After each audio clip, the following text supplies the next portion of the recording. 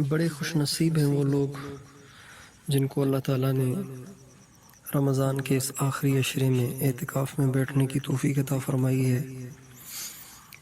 ہم بھی ہر ایک کو اپنے گھر میں نہیں بلاتے، بلکہ جن سے ہمیں زیادہ گہرا تعلق ہو اور رشتہ ہو اور بہت زیادہ محبت ہو تو انہی کو اپنے گھر میں بلاتے ہیں، اور پھر گھر میں ٹھہراتے بھی ہر محبت والے کو نہیں ہے، بلکہ جن سے بہت زیادہ گہرا تعلق ہو، بہت زیادہ ان سے لگاؤ ہو، ان کو گھر میں ٹھہرنے کی بھی دعوت دی جاتی ہے۔ جن کو اللہ تعالیٰ نے رمضان المبارک کے اس آخری عشرے میں اپنے گھر میں مردوں کو اپنے گھر میں ٹھہرنے کی توفیق عطا فرمائی ہے اعتکاف کی نیت سے، اور مردوں کو اپنے گھر اور عورتوں کو اپنے گھر کے کسی کونے میں کپڑا لگا کے اعتکاف کرنے کی توفیق عطا فرمائی ہے، یقین جانے وہ مرد بڑے خوش نصیب ہیں، وہ عورتیں بڑی خوش نصیب ہیں جو ساری کائنات کے شہنشاہ کے دروازے پہ جا پڑے ہیں۔ اب وہ جو چاہیں ان سے لے لیں، اللہ تعالیٰ تو ویسے بھی سب کو دینے کے لیے تیار ہے، لیکن جو جا کے اس کے در پہ پڑ ہی جائے، جو عورتیں اپنے گھر کے کونوں کو سنبھال کے وہاں اعتکاف میں بیٹھی ہیں، تو وہ بھی اس بات کا یقین رکھیں وہ اللہ کے در پہ ہی پڑی ہوئی ہیں۔ تو جو اللہ کے در پہ جا کے پڑ جائے تو اس کو جو کچھ ملے گا اس کا کیا ٹھکانہ ہوگا۔ وہ تو اللہ تعالیٰ کریم ہے، مہربان ہے، انسان دیتا ہے اپنی وسعت کے مطابق، اللہ دیتے ہیں اپنے شایان نشان۔ تو جن کو اللہ نے یہ توفیق عطا فرمائی ہے وہ اس پہ شکر کریں اور دل میں خوشی محسوس کریں کہ اللہ کا شکر ہے کہ اس نے ایسے پرفتن دور کے اندر اللہ تعالیٰ نے ہمیں اس سعادت کو حاصل کرنے کی توفیق عطا فرمائی۔ ہمارے نبی صلی اللہ علیہ وسلم نے کبھی بھی اعتکاف کو چھوڑا نہیں، ہمیشہ آپ نے اعتکاف کی پابندی کی ہے، اسی وجہ سے تو اس کو سنت مؤکدہ کہا جاتا ہے۔ لیکن ایک بات ضروری ہے، بہت سارے لوگ اعتکاف میں بیٹھ جاتے ہیں، ہم نے دیکھا ہے مسجدوں میں چھوٹے چھوٹے نوجوان بھی بیٹھ جاتے ہیں، بوڑھے بھی بیٹھ جاتے ہیں، لیکن اس میں ایک چیز ایسی ہے جو قابل غور ہے اور جس کا لحاظ کرنا بہت زیادہ ضروری ہے، وہ یہ ہے کہ جب ہم اعتکاف میں بیٹھ جائیں نا تو پھر چونکہ اعتکاف کا مقصد ہی دنیا سے کٹ کر اللہ کا ہو کر اللہ کا ہو جانا ہے، اللہ سے لو لگانا ہے، ہر طرف سے توجہ کو کاٹ کر اپنی ساری توجہات کو اللہ کی طرف مائل کرنا ہے، اللہ کی طرف ہماری توجہات کا رخ کرنا ہے، تو پھر اعتکاف میں رہتے ہوئے ہمارے ادھر ادھر رابطے نہ ہوں۔ جو لوگ اعتکاف میں بھی بیٹھ جاتے ہیں اور بڑے بڑے موبائل بھی لے جاتے ہیں، سارا دن واٹس ایپ چلتے رہتے ہیں، فیس بک چلتے رہتے ہیں اور میسیجز پڑھتے رہتے ہیں، کرتے رہتے ہیں، تو وہ اعتکاف کا پورا فائدہ نہیں اٹھا پاتے۔ وہ بہت بڑی قربانی بھی کر رہے ہیں اور اپنا وقت بھی ضائع کر رہے ہیں، اپنا نقصان بھی کر رہے ہیں۔ اس لیے اعتکاف میں رہنے والوں کو سب سے پہلی اور بنیادی چیز یہ ہے کہ آپ اعتکاف کریں ہر طرف سے کٹنے کے لیے، ہر طرف سے کٹنے کی مشق کرنے کے لیے۔ دیکھیں آپ کو گھر کیوں چھڑوایا گیا؟ کیا اللہ گھر میں نہیں سنتا کیا؟ گھر چھڑوا کے مسجد میں ڈیرا کیوں ڈلوایا گیا؟ اور پھر مسجد میں بھی ایک طرف کیوں بٹھایا گیا؟ گھر میں ایک طرف کونے میں کیوں بٹھایا گیا؟ کیا باورچی خانے میں جانا ناجائز ہے عورت کے لیے؟ کیا گھر کے کپڑے دھونا اس آخری عشرے میں ناجائز ہے عورت کے لیے؟ ان ساری باتوں کے باوجود عورت کو گھر کے کونے میں محصور اور محدود کیا گیا اور مرد کو مسجد کے کونے میں کپڑا لگا کر محدود کیا گیا۔ کیوں؟ اس لیے کہ یہ ہر طرف سے کٹ کر اللہ کا ہو کر رہ جائے، اللہ کا ہو جائے، اللہ کی ہو جائے۔ یہ کیفیت تب بنے گی جب ہم دائیں بائیں سے رابطے کاٹیں گے۔ دیکھیں اللہ تعالیٰ فرماتے ہیں قرآن پاک میں، ما جعل اللہ لرجل من قلبین فی جوفہ، اللہ تعالیٰ نے کسی انسان کے اندر دو دل نہیں رکھے کہ ایک دل تو مخلوق کے ساتھ جڑا رہے اور ایک دل ہم اللہ کو دے دیں، ایسے تو نہیں ہو سکتا نا، ایک ہی دل اللہ نے دیا ہے، لہٰذا ہم اس کو تو اللہ کے ساتھ ہی جوڑ لیں۔ دیکھیں زندگی پہ بھروسہ نہیں ہے، میں نے پہلے بھی یہ بات عرض کی کہ یہ مہینہ اس دفعہ تو ہمیں مل گیا ہے، کیا پتہ اگلے مہینے ملے نہ ملے، اس لیے اس مہینے کو غنیمت جانیں، اس میں اللہ سے تعلق قائم کریں، کریں، اللہ سے یکسوئی پیدا کریں، اللہ سے لو لگائیں، اللہ سے تعلق بنائیں، اللہ کی محبت کو حاصل کریں، اپنے دل کو اس اعتکاف میں اس آخری عشرے میں پاک کرنے کا عزم کر لیں۔ پاک دل کے ساتھ جب ہم جائیں گے تو پھر ہمارا استقبال ہوگا، اور اگر دل کو گندا کر کے جائیں گے تو پھر اس دل کو پہلے وہاں کی سختیوں سے دھویا جائے گا، اس کے بعد کہیں جا کے اللہ اور اس کے نبی سے ملاقات کی کوئی صورت بن سکے گی۔ اس لیے اس اعتکاف میں ہم کوشش کریں کہ ایک تو روابط بالکل ختم ہو، کسی سے کوئی رابطہ نہ ہو، اللہ سے رابطہ ہو، اور اپنا سارا دن اپنے سارے دن کا شیڈول بنائیں۔ یاد رکھیں اس بات کو، اعتکاف میں بیٹھنے والے مرد اور اعتکاف میں بیٹھنے والی عورتیں اپنے 24 گھنٹے کا شیڈول ضرور بنائیں، نظام الاوقات ضرور بنائیں، کب سے لے کے کب تک آپ نے کیا کرنا ہے۔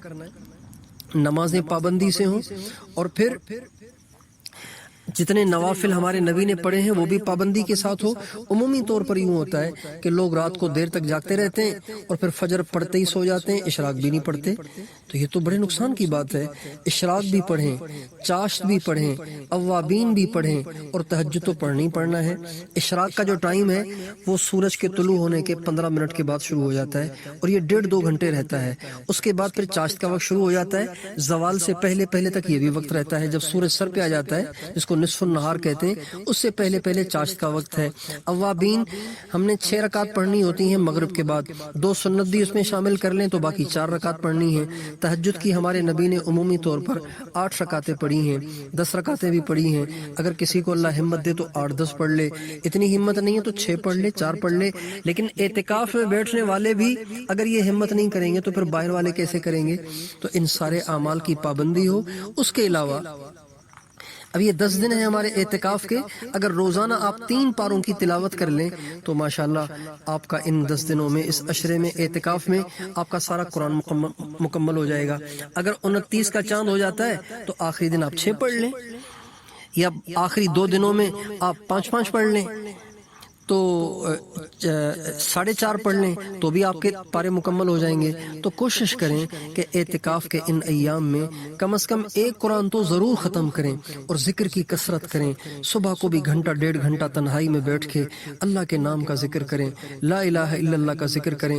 جنہوں نے ذکر لیا ہوا ہے تو وہ وہی کریں جو ان کو بتایا گیا ہے، جنہوں نے ذکر نہیں لیا ہوا تو ان سے درخواست یہ ہے کہ لا الہ الا اللہ، لا الہ الا اللہ، لا الہ الا اللہ، اس کی کثرت کریں، اور اللہ کے نام کی کثرت کریں، اللہ اللہ اللہ، اس نام کی کثرت کریں۔ یہ اللہ کا افضل ترین ذکر ہے۔ تو 1.5 گھنٹہ 1 گھنٹہ کم از کم صبح کو کر لیا کریں، اور 1-1.5 گھنٹہ شام کو کر لیا کریں۔ 3 پارے قرآن پاک کے پڑھیں پابندی کے ساتھ۔ اس کے علاوہ فضائل اعمال کی کتاب آپ کے پاس ہوگی، اس میں سے فضائل ذکر اور فضائل رمضان یہ تو ضرور پڑھیں اعتکاف کے اندر۔ فضائل ذکر بھی پڑھیں اور فضائل رمضان بھی پڑھیں، تاکہ رمضان المبارک میں ہمیں کیسے اوقات گزارنے چاہیے وہ بھی ہمارے سامنے آئے۔ فضائل ذکر پڑھیں گے تو انشاءاللہ اعتکاف میں وقت کو ضائع کرنے سے بچے رہیں گے، جب ذکر کے فضائل سامنے آئیں گے تو اس کی کوشش کریں۔ اس کے علاوہ اپنے پاس کوئی اچھی کتاب بھی رکھیں مطالعے کے لیے۔ حیات الصحابہ رکھ لیں، حیات الصحابہ 3 جلدیں، اس میں صحابہ کرام کی زندگی بتائی گئی ہے۔ ایسے عجیب و غریب واقعات ہیں کہ پڑھ کے انسان دنگ رہ جاتا ہے، اور وہ خالص تربیت کے واقعات ہیں۔ حیات الصحابہ پڑھیں، اور اگر اللہ توفیق دے، ہمت دے، کسی کو یہ کتاب ہاتھ آ جائے فتوح الشام تو یہ کتاب بھی منگوا لیں۔ یہ کتاب بھی آپ اعتکاف میں پڑھنا شروع کریں۔ بڑی عجیب و غریب کتاب ہے۔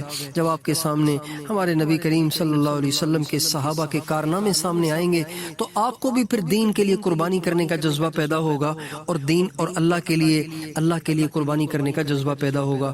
حیات الصحابہ اور فتوح الشام اللہ دونوں عطا فرما دے تو دونوں کا مطالعہ کریں۔ دونوں نہ ملے، کوئی ایک ملے تو اسی کا پڑھیں، لیکن کوشش کریں 24 گھنٹے میں 1.5-2-3 گھنٹے ایسے مقرر کریں جس میں بیٹھ کے آپس میں یہ پڑھیں، جس میں بیٹھ کے آپس میں اکیلے پڑھیں یا ساتھی کے ساتھ مل کے 2-3 آدمی بیٹھ کے پڑھیں، لیکن پابندی کے ساتھ اس کو پڑھیں۔ اللہ تعالیٰ ہمیں صحیح اوقات کو گزارنے کی توفیق عطا فرمائے۔ تہجد نہ چھوڑیں، اور پھر مسجد میں ویسے بھی ہمیں دنیا کی باتیں نہیں کرنی چاہیے. اعتکاف والے کو تو بہت زیادہ احتیاط کرنی چاہیے. اعتکاف والے کو بلا ضرورت وضو خانے پہ جانا ٹھیک نہیں ہے. اعتکاف والے کو بلا ضرورت بیت الخلا جانا بھی ٹھیک نہیں ہے. اور اعتکاف والے کو بلا ضرورت نہانا بھی ٹھیک نہیں ہے. اس لیے ساری چیزوں کی احتیاط کرتے ہوئے یوں سمجھیں گویا بس میں تو اسی کونے میں ہوں اور میں نے یہیں رہنا ہے اور میں نے یہ اعمال کرنے ہیں. ایک منٹ بھی ضائع نہ کریں. آخری عشرے میں نے عرض کیا تھا نا کہ آخری عشرے میں تو نبی کریم صلی اللہ علیہ وسلم اپنی کمر کس لیا کرتے تھے اور سارا رمضان ہی اپنا بستر لپیٹ لیتے تھے اور آخری عشرے میں تو گھر والوں کو بھی سونے نہیں دیتے تھے.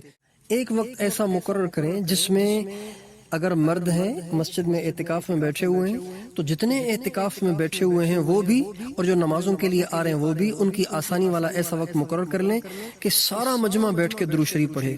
روزانہ اگر یہ اعتکاف میں بیٹھنے والے خود اپنے ساتھ اوروں کو ملا کر 125 دفعہ درود پاک کا ختم کریں, 125 دفعہ حضور اکرم صلی اللہ علیہ وسلم کے پاس آپ کے سلام جائیں گے, آپ کا درود جائے گا, 125 دفعہ آپ علیہ الصلوۃ والسلام آپ کے لیے دعا کریں گے, تو بتائیں آپ کے تو وارے نیارے نہیں ہو جائیں گے. ایسے ہی جو عورتیں اعتکاف میں بیٹھیں وہ بھی اپنے سارے گھر کو متوجہ کریں اور جس گھر میں عورت بیٹھی ہوئی ہے اعتکاف میں تو اس گھر کی دوسری عورتیں بچے مرد سارے مل کے وہ بھی اس عورت کے ساتھ بیٹھ کے درود پاک کا ختم کریں. روزانہ 125 کا ختم ہو جائے تو بہت اچھا, اور اگر اتنی ہمت نہیں ہے تو پھر 2 دن میں کر لیں, 3 دن میں کر لیں, لیکن ایک وقت ایسا مقرر کریں کہ جس میں درود پاک کا ختم بھی کریں. اللہ تعالی ہمیں ان اعتکاف کے ایام کو صحیح طریقے سے وصول کرنے کی توفیق عطا فرمائے اور اللہ سے ایسا تعلق بنانے کی توفیق عطا فرمائے کہ وہ تعلق پھر موت تک ہمارے ساتھ رہے.